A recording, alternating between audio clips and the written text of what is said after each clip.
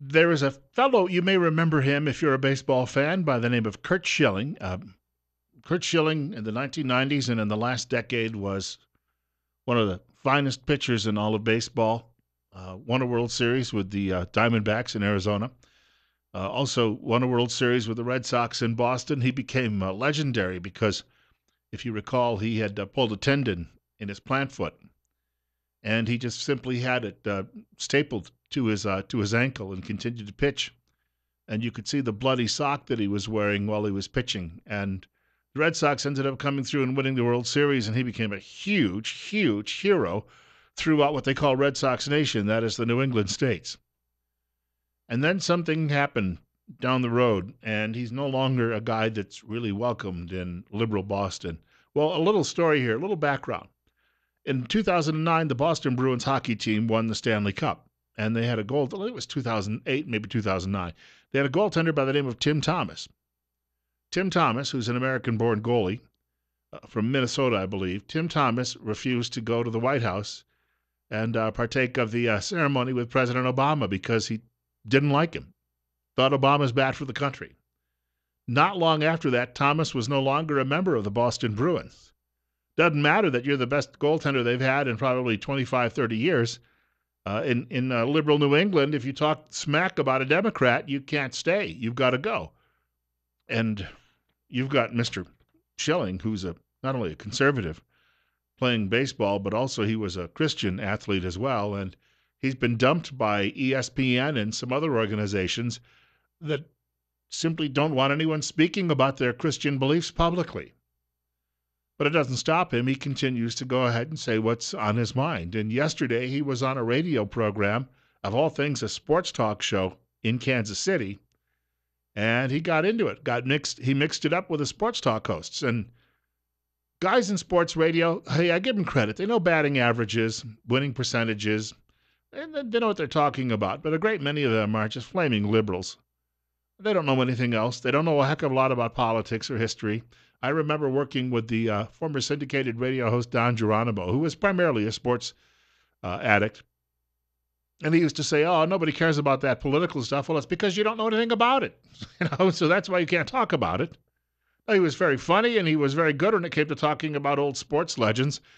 But, he had to talk a little bit about politics. He was completely lost, and President Obama happened to be one of his heroes. So sports guys have this reputation in the business, many of them. Now, there are a handful that are good conservatives. I've worked with a few. Andrew Siciliano, former coworker of mine, is now at NFL Network. Andrew sat beside me doing a talk show way back in the 1990s. And Andrew is a very good conservative, but he comes from a rare instance. He grew up in Northern Virginia back before it turned into a liberal bastion. His government grew, and they brought in all of the liberal government workers. I'm telling you right now, these are people who should stick to the script. So this morning, small world, this talk station in Kansas City, 610, it's called 610 AM. A friend of mine, a former boss of mine by the name of Alan First, 2 weeks ago, Alan took over as the program director of not only the sports talk station, but the same company's news talk station in Kansas City. In fact, Alan was just posting some pictures the other day on Facebook. On Sunday, he went to the Negro League Museum, which is in Kansas City, which the Kansas City Monarchs had been one of the best ball clubs in the Negro Leagues. So Alan was posting some pictures, and I had congratulated him a couple of weeks ago. I know he's a huge baseball fan, and I said, you're now in a really big baseball town. After all, that's where the World Series champions are. So this morning, I happened to be seeing all of this internet chatter about Curt Schilling on this radio show. And I emailed Alan jokingly and said, sports talk hosts should, stick to sports because they'll get schooled by Curt Schilling otherwise. And he wrote back and said, what happened? I did not hear it. He's got two stations. He can't listen to two at the same time. So he was listening to the other one, obviously, yesterday afternoon.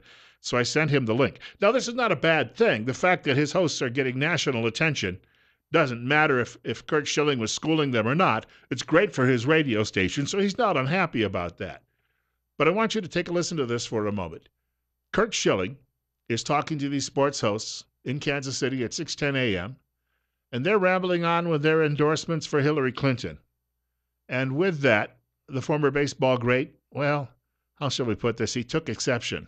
I think it would be an extension of the current policies in a lot of ways, and I don't necessarily agree that that would be a bad thing. And I think you could argue resume-wise, as a Secretary of State, former First Lady, and a senator, she's clearly the most qualified in terms of the resume. Okay, so see, I would call BS on that because I don't care what her titles are. She's done nothing. She has done absolutely nothing to further the success of the middle class, the success of this country. She jumps on the backs of the people who she wants to be dependent on government. She needs these people to be dependent on her, to need her. And that's what our government's done for the most part, has it not? Our government has gotten to the point where it is so big that we believe we have to have it or we can't make it. So you think she'll go to prison? I hope she does. I mean, if I'm going to believe, and I'm not sure I would have any reason not to believe, that she gave classified information on hundreds, if not thousands, of emails on a public server, and after what happened to General Petraeus, she should be buried under a jail somewhere. This is why Curt Schilling is no longer working at ESPN. No, he wasn't going on baseball broadcasts at that network saying, Hillary Clinton is a criminal and should be locked away and we should throw away the key. He wasn't doing that. But in his personal life, he was, you would think outside of work you can tweet occasionally and say that you're not pleased with the direction the country is going and criticize. But because he was not partaking of the liberal groupthink, he was bounced from ESPN last year. He probably won't get hired anytime soon again. He's not the first person. I was reading where Craig James. I loved Craig James when he played football for the New England Patriots back in the 1980s. Craig James actually lost a primary for U.S. Senate early on. He was one of the several people running for a primary in U.S. Senate against Ted Cruz some years ago, and he lost that. But Craig James is very much like Ted Cruz with what he believes. And Craig James got bounced from Fox Sports Southwest because he goes to church and he has certain biblical views, and they said, well, that is bigoted. So once more you see Christians being closed out. When you can no longer get a paycheck in this country because of what you believe, then we have a serious problem. And when what you believe was what the majority of people believed just a generation ago or even less, this is even more worrying. And it shows you that something very nefarious is going on here, and we've got to stop it. Now, again, I'm not endorsing Donald Trump, but I know why Donald Trump right now is in the lead in the Republican race for president is because he's not putting up with any of this guff. Do want to tell folks here that we expect to be joined again next Wednesday on this program by the good folks from Tripp Family Medicine. Dr. Tripp was here yesterday along with Dr. Wright, and we had a conversation. If you missed it, we had a great conversation about exercise, but also activity and how you need to take it slow when you first start, and then when you get into shape, you can build up. Had a great caller who spoke with us as well during the course of that half hour yesterday about the over 60 folks who are now getting involved in exercising and activity and how it keeps their minds alert and it keeps their bodies flexible. It's a great way to stay in shape well into your older years. We'll be again joined by a medical professional from Tripp Family Medicine next Wednesday on the program between 8:30 and 9 o'clock. We do this every Wednesday. It's called Better Health with Tripp Family Medicine, and we take your telephone calls as well. If you've got a comment or a question for one of the professionals while they're in studio, it's a great way to get a little medical advice or direction, and you don't have to pay anything for it. Tripp Family Medicine is located on Fillmore Street, directly across from the main post office in Twin Falls. And remember, life's too short not to feel good. 736-0300, that's the telephone number to reach Top Story on News Radio 1310 KLIX and newsradio1310.com. I've got 39 on our way into the upper 50s today, likely 60 tomorrow. It'll cool off a little bit toward the end of the weekend and into the early parts, at least, of next week. It's 8:53. We've got telephone calls coming in, and you're up next. You're on the air with Bill Colley on Top Story. Good morning, Bill. Listen, I think there's a time and a place for everything. And I think that if he believes baseball is his thing, Curt Schilling, he should just stick to baseball because last I checked, he really isn't a pundit or anything. Oh, and I wanted to answer somebody a question from yesterday. He said that I don't pay taxes. I pay quarterly, and my accountant, my business manager, and And all those are the only ones that know how much I make. So, Kyle, please get informed. Bye. Thank you for the call. And I trust that you do. I mean, and I pointed that out too yesterday that people don't make things up necessarily about their personal lives when they call the show. 736-0300. Look, if Curt Schilling were campaigning for Hillary Clinton, the host asked him the question. He was there to talk baseball. They asked him the question. He replied. When we hear Hollywood actors, for instance, denounced for having their beliefs, you know what usually happens?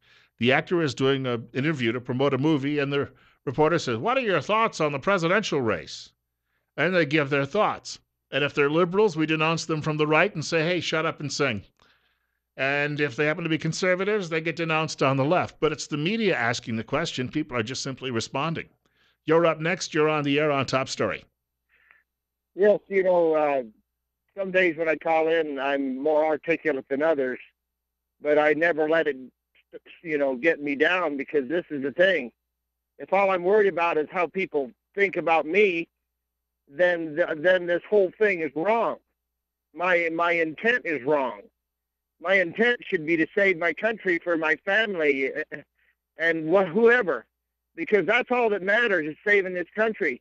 And see, when you speak up and people swat you down, then you cower in the corner. My butt, to hell with it. I guess if some people don't like what I say, they can do whatever. But the thing of it is we can't sit here and cower anymore. It's just like, one more quick thing, I'll hang up. Sure. When Mitt Romney had Obama by the cojones at the debate, and he let him off the hook about Benghazi, I could have crawled through the television set and strangled that sucker. And so now he thinks he's going to have an opinion and maybe jump into the race. I tell you what, man, Mitt, you had your chance, buddy. I don't know what the hell's going to happen with it, but he didn't have guts enough to speak up either. And I'll hang up. Thanks, Hey, guys. thank you. Thank you for the call. Yeah, Mitt Romney speaking now in about 35 minutes in Salt Lake City. If I hadn't had to work today, I'd probably drive down there and stand in the back of the room and heckle him. And I had a lot of respect for him 4 years ago, at least as being a decent human being. He's there's never been a hint of scandal in his personal life. Lives a clean life. The great story about Mitt Romney when he was working on Wall Street, and they had a big year, and they passed out bonuses to all the guys on the staff. One of them went out and bought a $90,000 sports car. Mitt was driving a beat-up old Ford station wagon back and forth to work every day. So the guy from work took him out for a ride in the sports car, and they went speeding around a couple of blocks, and when they got back to the office, Mitt says, "Boy, I sure wish I could have one of these."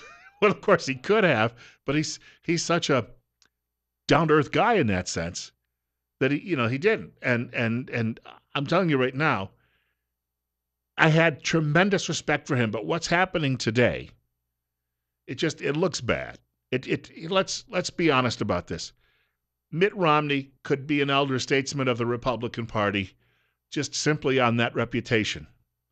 And not all that long ago, he in the past has been a guy who praised Donald Trump, and there's plenty of evidence of that. We're not making that part up. And now he's coming out, and this whole entire Republican establishment, they sound like the angry boy who grabs the ball and says, "I'm going home," because the score is not going his way when he's playing in the neighborhood pickup game. These people are delusional. If they think that somehow Mitt's going to go out there and say, "Well, I don't think anybody should vote for this man. He's a heel and a skunk, and my good friend Marco over here, who always tells the truth, all aside from the Gang of Eight stuff, he's the best candidate ever. In fact, if Jesus were running, Marco would be better. And if Jesus were voting, he'd vote for Marco. Yeah, that's the ticket." Some of these big-time Republicans have just gotten delusional. Monica Crowley says the same thing. If I get a chance, I'll share some of her comments in the next hour of the program. I have a tight break here, so I can't take any more calls. We've got news coming up at 9 o'clock from Fox. Bill Colley with you on Top Story on News Radio 1310, KLIX, and NewsRadio1310.com.